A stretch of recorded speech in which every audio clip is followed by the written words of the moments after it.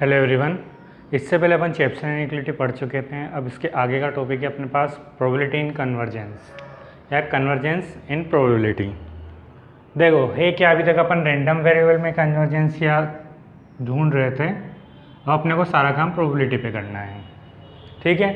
अब convergence in probability क्या चीज़ है कि अपन ने एक सीक्वेंस माना, कन्वर्जेंस चाहिए तो सीक्वेंस होना ज़रूरी है क्योंकि कन्वर्जेंस में सीक्वेंस ही काम आता है। तो एक सीक्वेंस माना, sequence of random variable, random variable का कोई सीक्वेंस ले लिया x1 x2 और xn तक, ये एक सीक्वेंस है x1 x2 xn is said to be convergence in probability. ये कन्वर्जेंस इन प्रोबेबिलिटी कहलाएगा कब कहलाएगा, जब एक कांस्टेंट a पर जा रहा हो। कब? जब एक एप्सिलॉन हो अपने पास पॉजिटिव और ये वाली प्रूव करता हो। अब इसका मतलब क्या है? इसका मतलब ये है कि सिर्फ इसका मतलब क्या है, xn माइनस ए लेस देन एप्सिलॉन। इसका मतलब ये है जो xn है वो a पे कन्वर्ज हो रहा है, ठीक है।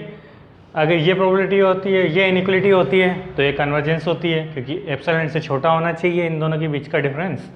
तो ये xn कहाँ कन्वर्ज कर रहा है? a पे। अगर ये है तो इसकी प्रोबेबिलिटी क्या होगी? 1। अगर जस्ट उल्टा हो कि xn minus A is greater then epsilon से, तो प्रोबेबिलिटी क्या हो जाएगी? 0। क्योंकि यहाँ कन्वर्ज हो रहा है तो कन्वर्ज हो रहा है तो मतलब 1 मिलेगा, यहाँ कन्वर्ज हो ही नहीं रहा तो प्रोबेबिलिटी क्या होगी? 0। अब इसको लिखते कैसे हैं? ये xn tends to a in presence of probability, ठीक है।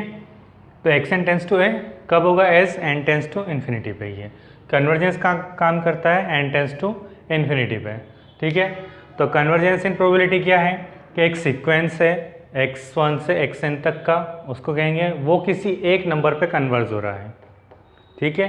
ये किसी एक नंबर पे कन्वर्ज हो रहा है xn, तो उसकी प्रोबेबिलिटी क्या होगी? 1 होगी। अगर कन्वर्ज नहीं डाइवर्स करेगा तो उसकी प्रोबेबिलिटी क्या होगी? 0। और इसको ऐसे लिखेंगे, ठीक है। यही अपने पास कन्वर्जेंस इन प्रोबेबिलिटी था। काम कहाँ आएगा आगे क्वेश्चन करेंगे तब पता चल जाएगा। अब ये है, ये भी एग्ज़ाम में आ चुका है, ये तो लगभग आता ही है, काफ़ी इंपॉर्टेंट है ये। Weak law of large numbers, ये तो चैप्टर इनइक्वालिटी आएगी या weak law of large number आएगा या फिर इससे बेस्ड क्वेश्चन आएंगे, ठीक है। अब है क्या चीज़, इसके डेफिनेशंस कि let x1 x2 xn be a sequence, ये इसी का पार्ट है। तो एक सीक्वेंस लेंगे अपन, कन्वर्जेंस वाली बात हो रही है कि x1 और x2 और xn रैंडम वेरिएबल है, इनका एक सीक्वेंस बना रखा है और μ1 μ2 μn तक इसकी रेस्पेक्टेड मतलब एक्सपेक्टेशन है। जैसे x1 की क्या है? μ1, x2 की क्या है? μ2 एंड xn की क्या है? μn। ये इसकी एक्सपेक्टेशन है, ठीक है। और दूसरी बात अपन ने मानी है कि bn जो है वो वेरिएंस है किसका? x1 plus x2 plus xn। ये एक नया रैंडम वेरिएबल बनेगा इनको ऐड करने पे, उसका जो वेरिएंस होगा उसको अपन ने bn कहा है, ठीक है। अब इसके बाद अगर ये चीज़ होती है तो then probability of x1 x2 plus xn upon n minus μ1 plus μ2 μ1 upon n is less than epsilon. तो इसकी प्रोबेबिलिटी क्या होगी? ग्रेटर देन 1 माइनस ईटा, ठीक है। ये अपने को प्रूफ करना है, ये वाली लाइन प्रूफ करनी है। कैसे होगी वो देख लेंगे। For all n greater than n0 where epsilon और eta are arbitrary small positive number, और इसको प्रोवाइड करता है, ठीक है। तो अपने को प्रूफ क्या करना है? ये दिया हुआ क्या है अपने पास कि इसकी रैंडम वेरिएबल दे रखे हैं, उनकी एक्सपेक्टेशन दे रखी है और वेरिएंस दे रखा है। अपन लगाएंगे चैप्टर इनइक्वालिटी। अब चैप्टर इनइक्वालिटी ये लगाएंगे तो चैप्टर इनइक्वालिटी में किस पे लगाएगा कि x1 plus x2 plus xn, इस वाली टर्म पे लगेगा क्योंकि अपने को प्रूफ ये करनी है।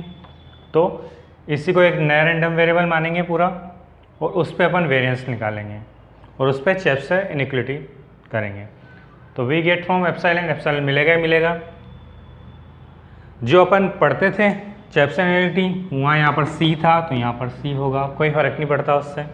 अब देखो क्या होता है, ये होता है x minus mu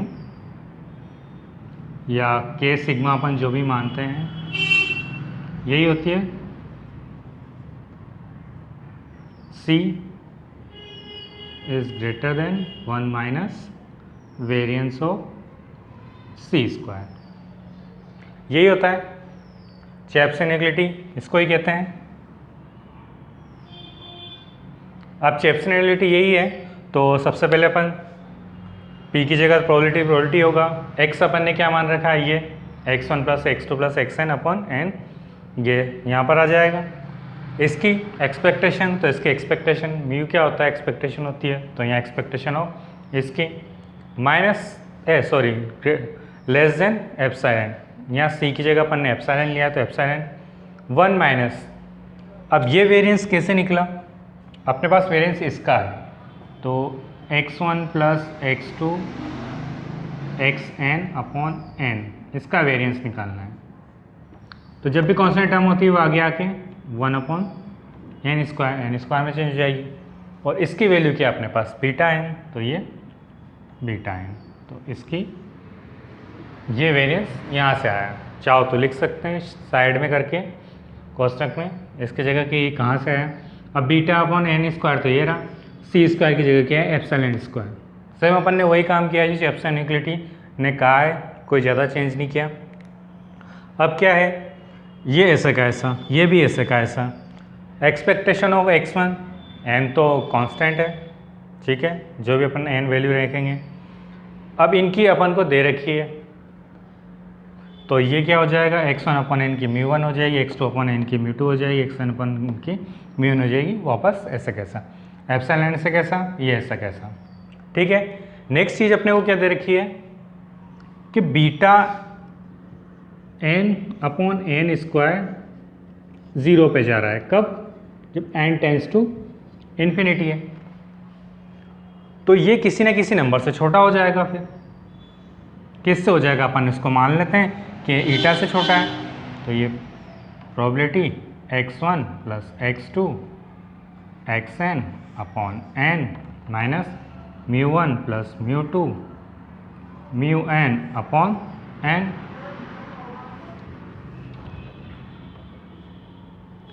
epsilon 1 minus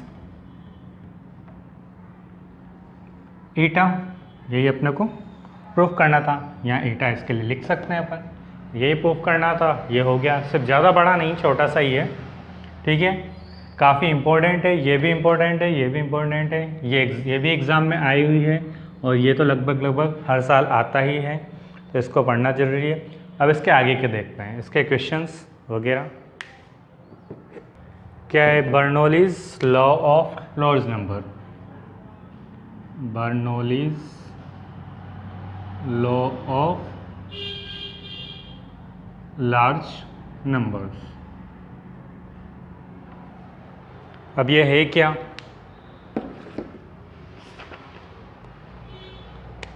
Bernoulli में क्या है कि एक्सपेक्टेशन क्या होती है, x upon n, large number में तो x अपॉन n यूज़ कर रहे हैं, तो ये हो जाएगी p अपॉन n, p हो जाएगी ये तो, क्योंकि एक्सपेक्टेशन ऑफ x क्या होती है np, n से n कैंसिल, यहाँ देख लो expectation of x upon n, ये हो जाएगा 1 upon n expectation of x, तो ये 1 अपॉन n, ये क्या होती है np, तो n से n कैंसिल, क्या बचा p, तो ये ओनली p। नेक्स्ट अपने को क्या चाहिए होता है वेरिएंस, तो variance of x upon n, इसको भी वैसे निकालेंगे। 1 upon n variance of x क्या होता है pq, इसको भी निकाल लो, variance of x upon n, तो ये हो जाएगा 1 अपॉन n स्क्वायर, और वेरिएंस ऑफ x क्या होता है npq, h एक n से n कैंसिल, तो ये हो जाएगा pq अपॉन n। अब दोनों चीज़ें मिल गई, अपने को यही चाहिए होती है और तो ज़्यादा चाहिए ही नहीं, तो ये हो जाएगी probability of x upon n minus p, expectation ही है, is less than epsilon tends to 1 ये होगी। कब? As n tends to infinity. Just अगर उल्टा होगा तो टेंस टू 0 हो जाएगी, जैसे अपन कन्वर्जेंस इन प्रोबेबिलिटी किया है। तो यही तुम्हारे क्या है, Bernoulli's law of large number. सिर्फ इतना सा है, ये बताया क्यों, क्योंकि क्वेश्चन इस पर पूछे गए हैं। क्वेश्चन अपन आगे करेंगे इसके बर्नौली ऑफ लॉज नंबर्स के, तो वहाँ पर ये ज़रूरत पड़ेगी कौन सा क्या क्या है। ठीक है, नेक्स्ट अपने पास मार्कोव्स थ्योरम, ये भी एग्ज़ाम में आ चुकी है।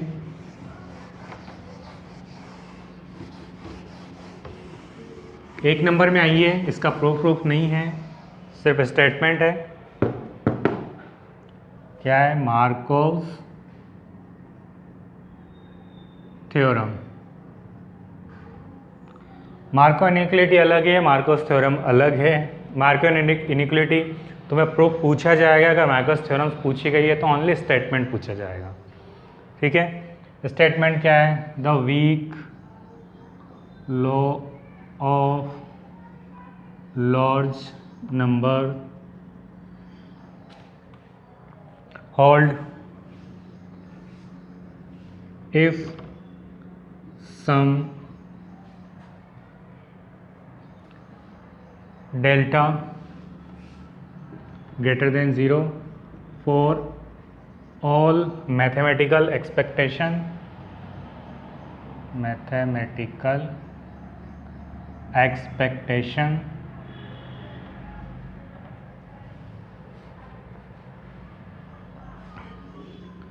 e x I 1 plus delta, जहाँ पर i इक्वल टू 1 2, जहाँ तक भी अपन लेंगे, यहाँ n ले लेते हैं, इज एग्जिस्ट। अगर ये वाली एग्जिस्ट करती है तो ये मार्को थ्योरम कहलाएगी। And also bounded and are bounded. मतलब क्या है कि एक वीक लॉज नंबर है, मतलब कब होल्ड करेगा, मार्को थ्योरम कब कहलाएगी, जब कुछ डेल्टा है ग्रेटर देन 0, तो उसकी जितनी भी मैथमेटिकल एक्सपेक्टेशन होगी इस टाइप की, ये एग्जिस्ट करनी चाहिए। अगर ये एग्जिस्ट करती है और बाउंडेड है तो weak law of large number उस पर होल्ड करेगा, अदरवाइज नहीं करेगा। यही मार्को थ्योरम कहलाती है। ठीक है, नेक्स्ट अब अपन इसके क्वेश्चन कर लेते हैं। एक चेप्सन इनइक्वालिटी का क्वेश्चन आया है, 2018 में आया था। 2018 के काफ़ी इम्पोर्टेंट क्वेश्चन आए हुए थे, काफ़ी डिफरेंट थे,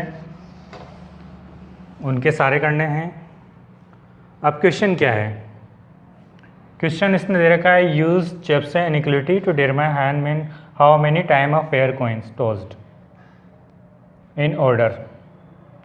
मतलब फेयर कॉइन टॉस होना चाहिए इन ऑर्डर में, और इसमें कुछ दे रखा है इन्होंने कि उसकी प्रोबेबिलिटी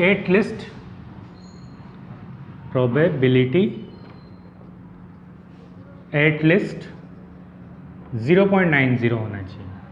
क्वेश्चन है ये, example 7.13 page number 7.32 SC. Gupta VK. Kapoor की। इस बुक का क्वेश्चन है ये, पेज नंबर 7.32 और एग्जाम्पल नंबर 7.13। अब दे क्या रखा है इन्होंने कि प्रोबेबिलिटी अपने को चाहिए 0.90 और रेशो जो दे रखा है हेड्स का, और हेड्स का कि जो ऑब्जर्व्ड नंबर ऑफ हेड्स है, ऑब्जर्व्ड नंबर ऑफ हेड्स, उसकी लिमिट दे रखी है इन्होंने कि इसके बीच में लाई करेगा 0.4 एंड 0.6, इन दोनों के बीच में लाई करेगा। ठीक है, तो कितने टाइम्स n पूछा गया है इन्होंने, तो अपने को n बताना है कि हाउ मैनी टाइम्स। क्वेश्चन क्या है कि कितने टाइम उस टॉस को उछाला जाए कि उसकी प्रोबेबिलिटी एटलीस्ट 0.90 हो, ठीक है, और जो हेड मिले उनकी है 0.4 से 0.6 के बीच में नंबर्स मिले, ठीक है, heads, observe number of heads, इसकी लिमिट। तो अपन निकाल लेते हैं Bernoulli of laws numbers.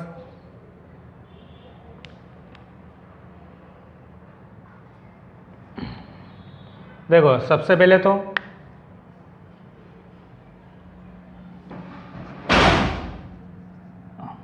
Bernoulli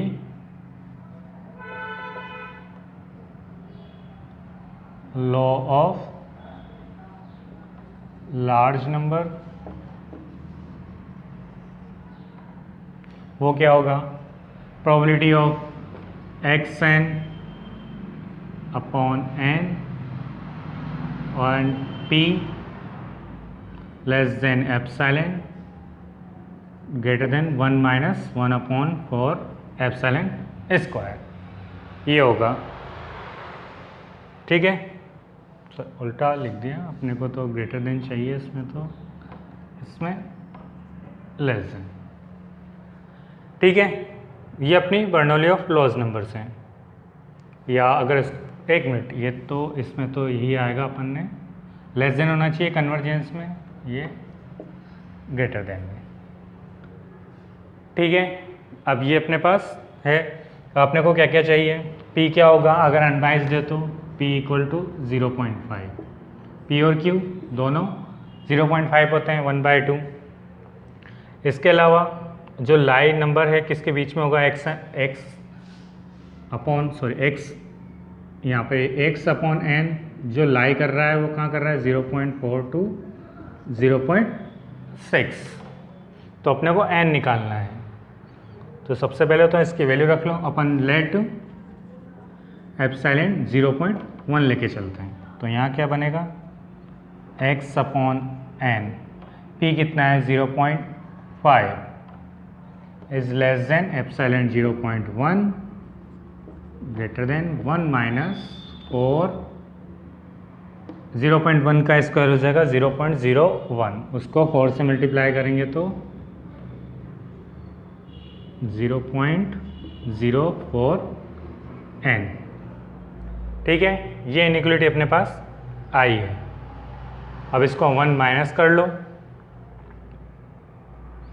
अब इन्होंने क्या फिक्स करने के कहा है कि उसकी जो एटलिस्ट होनी चाहिए वो 0.90, मतलब इसके इक्वल 0.90 होना चाहिए। तो वहाँ से n निकाल लो, ये इक्वलिटी होनी चाहिए। तो इसकी प्रोबेबिलिटी कहाँ होल्ड होनी चाहिए, 0.9 एटलिस्ट। तो ये किसके इक्वल होना चाहिए, 0.90 के। तो 1 माइनस 1 अपॉन 0.04 एंड इज 0.90। इसको उधर ले जाओ, इसको इधर ले जाओ, कैसे भी कर लो। ये हो जाएगा 1 माइनस 0. तो ये हो जाएगा 0.10 इक्वल टू 1 अपॉन 0.04 n। तो n की वैल्यू आ जाएगी अपने पास 1 अपॉन 0.1 इंटू 0.04। तो ये हो जाएगा 1 अपॉन 0.004। इसको उल्टा कर लो तो ये समथिंग आ जाएगा अपने पास 250, 30 कटेगा 250। तो n की वैल्यू क्या आ जाएगी अपने पास 250, मतलब अपने पास n 250 बाय टाइम टॉस करना पड़ेगा, तब प्रोबेबिलिटी एटलीस्ट 0.90 होगी और उसके xn की वैल्यू 0.206 के बीच में होगी, ठीक है। ये क्वेश्चन था। इसके अलावा एक क्वेश्चन और आया हुआ है 7.20, उसको भी कर ही लेते हैं।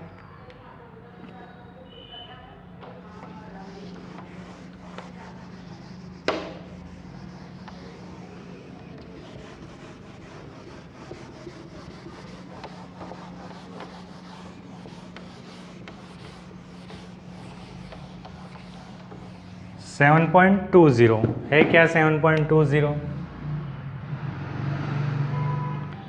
इसमें दे रखा है इसने कि एटलीस्ट क्या होनी चाहिए 0.90, वही सैंपल प्रोबेबिलिटी का एटलीस्ट प्रोबेबिलिटी कितनी होनी चाहिए, प्रोबेबिलिटी एटलीस्ट 0.95। और क्या दे रखा है इन्होंने कि xn within 0.5 of mu, that xn will be within 0.05 of mu. ये दे रखा है सिर्फ इतना सा, ठीक है। म्यू अननोन है, सबसे मेन यहाँ पर म्यू अननोन है और सिग्मा की वैल्यू दे रखी है 1। सिग्मा मतलब स्टैंडर्ड डेविएशन, इसका स्क्वायर वेरिएंस होता है, तो सिग्मा स्क्वायर भी 1 हो जाएगा, तो अपने पास वेरिएंस 1 मिलेगा, ठीक है। यहाँ पर अपन क्या करेंगे, expectation of x bar n bar, ये अपने को क्या दे रखी है, दे ही नहीं रखी है, तो म्यू होगी। Next variance of x n, वो हो जाएगा सिग्मा स्क्वायर अपॉन एन। अब अपने को चेबेशेव इनइक्वालिटी लगवानी है, जो लगती है, क्या होती है Chebyshev inequality, x n minus mu, ठीक है, या म्यू तो बाद में लिखेंगे, ये होती है expectation of x n bar less than epsilon 1 minus variance of C square, या सी ले लो, एप्सिलॉन ले लो, कोई फ़र्क नहीं पड़ता।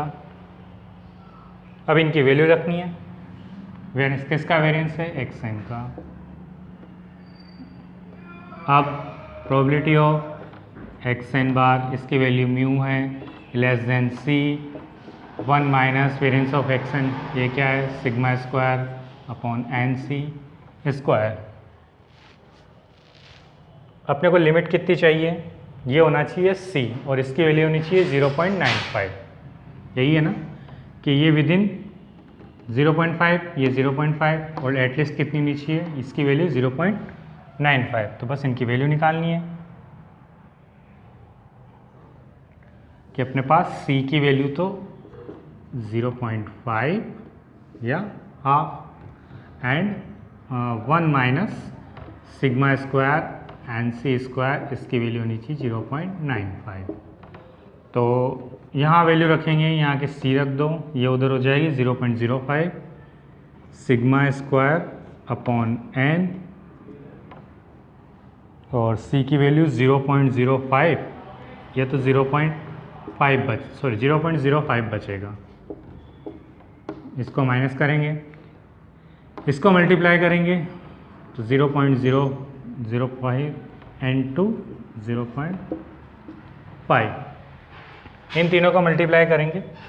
सिग्मा अपने को कितना दे रखा है, 1, तो 1 ही आएगा।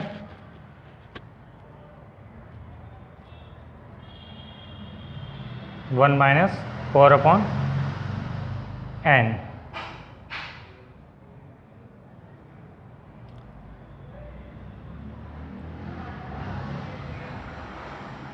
इसको करेंगे तो यहाँ से सिग्मा की वैल्यू 1 है, तो ये n इक्वल टू हो जाएगा, इन सबको मल्टीप्लाई करेंगे तो 1 अपॉन, ये हो जाएगा 0.05 इंटू 0.25, ये हटा दो, लगा दो, ये हो जाएगा अपने पास 80,